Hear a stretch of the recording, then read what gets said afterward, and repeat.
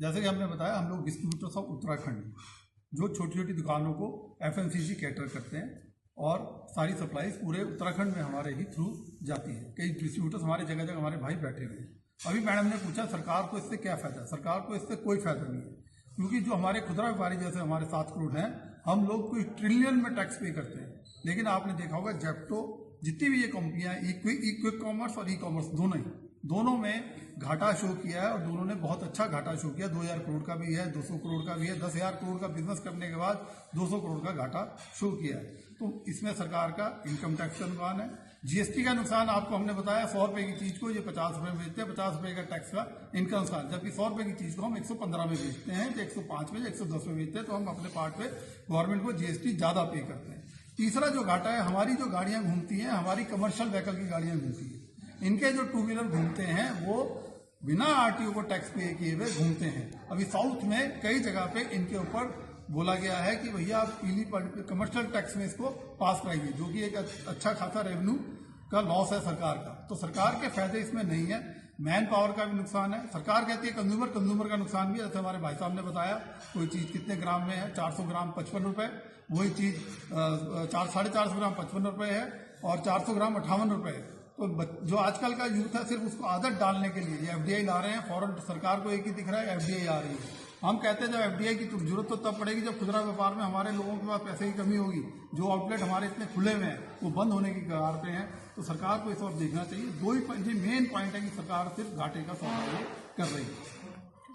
क्या लगता है इसमें सरकार का भी फायदा है? अगर कंपनी डायरेक्टली सामान डिस्ट्रीब्यूटर को देती है, फिर ऐप के माध्यम से सामान देती है, तो उसमें क्या सरकार को इसका कोई फायदा पहुंचता नजर आ रहा है आपको? सरकार को फायदा तो कुछ नहीं है। सरकार में केवल एक भ्रम फैला हुआ है। सरकार थोड़े से लालच के चक्कर में कि वो ये सोचती है कि भाई ई-कॉमर्स की कंपनियों के थ्रू वो ज़्यादा के ज़्यादा जो टैक्स जनरेट कर सकती है, परंतु ऐसा नहीं है। ये बड़ी बड़ी कंपनियां वर्ष के अंत के अंतर बहुत भारी लॉस दिखा करके जितना भी प्रॉफिट होता है उसको उसमें खत्म कर देती है। सरकार के पल्ले टैक्स कुछ नहीं पड़ता। सरकार नए नए स्टार्टअप खोलने के लिए, नई नई गतिविधियां चलाने के लिए, रोजगार पैदा करने के लिए अरबों खरबों रुपए स्पेंड कर रही है मोदी सरकार विशेष रूप से, परंतु वो 7 करोड़ रिटेलर को नहीं देख रही है। अगर ये रहने वाला है कंपनी को लेकर के आज आप चर्चा कर रहे थे, इसको क्या आप इसमें थोड़ा सा इसमें हमारे पास मुद्दा एक ही है।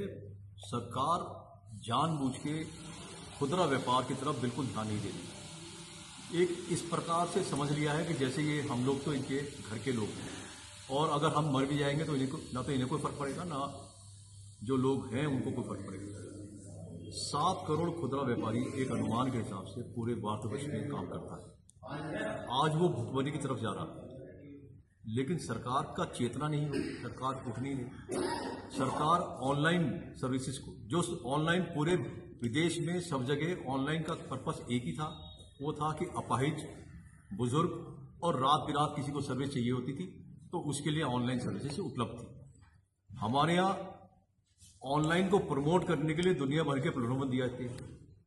हमारे यहाँ जेप्टो ने अभी 150 रुपए की स्कीम दी।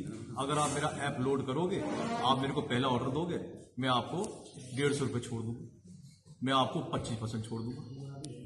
कॉस्ट प्राइस से 25%। ये पैसा है किसका? अल्टीमेटली बर्न किसका पैसा हो रहा है? कौन बर्न कर रहा है?